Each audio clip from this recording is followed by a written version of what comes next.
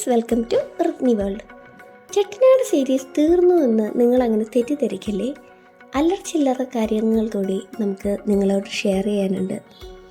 അന്നത്തെ ആ ഒരു വീഡിയോയിൽ ഞാൻ പറഞ്ഞിരുന്നു, ഞങ്ങൾ വിശാലം മാൻഷനിലാണ് സ്റ്റേ ചെയ്തത്. അവിടുത്തെ ആ ഒരു പാക്കേജിൻ്റെ കൂടെ ഇൻക്ലൂസീവായിട്ട് കുറച്ച് ആക്ടിവിറ്റീസ് അവർ പ്രൊവൈഡ് ചെയ്യുന്നുണ്ട്. അങ്ങനെയുള്ള ആക്ടിവിറ്റീസിൽ ഒരെണ്ണമായിരുന്നു കുക്കിംഗ് ലെസൺ. അവിടുത്തെ റീജിയണൽ ആയിട്ടുള്ള ഏതെങ്കിലും ഒരു ഡിഷ് നമുക്ക് ഡീറ്റെയിൽ ആയിട്ട് പറഞ്ഞു തരും. അപ്പോൾ ഇന്ന് നമ്മൾ അതിനാണ് ഇവിടെ വന്നേക്കുന്നത്. ഇന്നത്തെ ഡിഷിന് ആവശ്യമായിട്ടുള്ള എല്ലാ സാധനങ്ങളും ഇവിടെ പ്രിപ്പയർ ചെയ്ത് വെച്ചിട്ടുണ്ട്.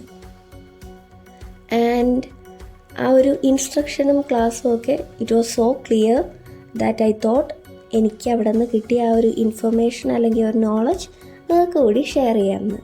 ഇതായിരുന്നു കാര്യങ്ങളെല്ലാം ഡീറ്റെയിലായി പറഞ്ഞു തന്ന നമ്മുടെ ഷെഫ്. സ്പൈസസിൽ എനിക്കവിടെ സ്പെഷ്യലായിട്ട് തോന്നിയത് ഈ ഒരു സ്പൈസായിരുന്നു. ഇതെനിക്ക് അത്ര കോമൺ ആയിട്ട് ഞാനിവിടെ കണ്ടിട്ടില്ല. I'm not so familiar with that. അതിന് കൽപ്പാസി എന്നാണ് പേര്.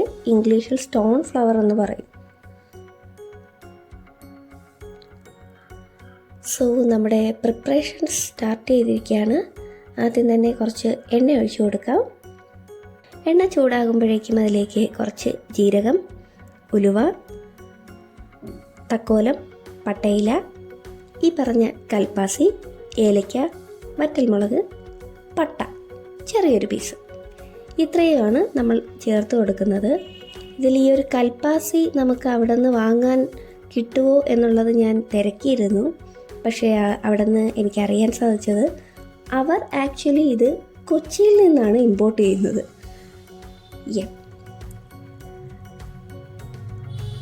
ഇത് നമുക്ക് നന്നായിട്ടൊന്ന് വറുത്തെടുക്കുമ്പോഴേക്കും തന്നെ കറിവേപ്പില, ചെറുതായി അരിഞ്ഞ സവാള എന്നിവ ചേർത്ത് വഴറ്റിയെടുക്കാം. ഇനി ഇതിലേക്ക് മഷ്റൂമാണ് ആഡ് ചെയ്തത്. മഷ്റൂം ഇട്ടതിന് ശേഷം ആവശ്യത്തിന് ഉപ്പ്, മഞ്ഞൾപ്പൊടി, ലാസ്റ്റ് കുറച്ച് ഗരം മസാലയും ആവശ്യത്തിന് കുരുമുളക് പൊടിയും ചേർത്ത് കഴിഞ്ഞാൽ നമ്മുടെ പെപ്പർ മസാല റെഡി ആയിരിക്കുന്നു. ഇതാണ് മഷ്റൂം പെപ്പർ മസാല.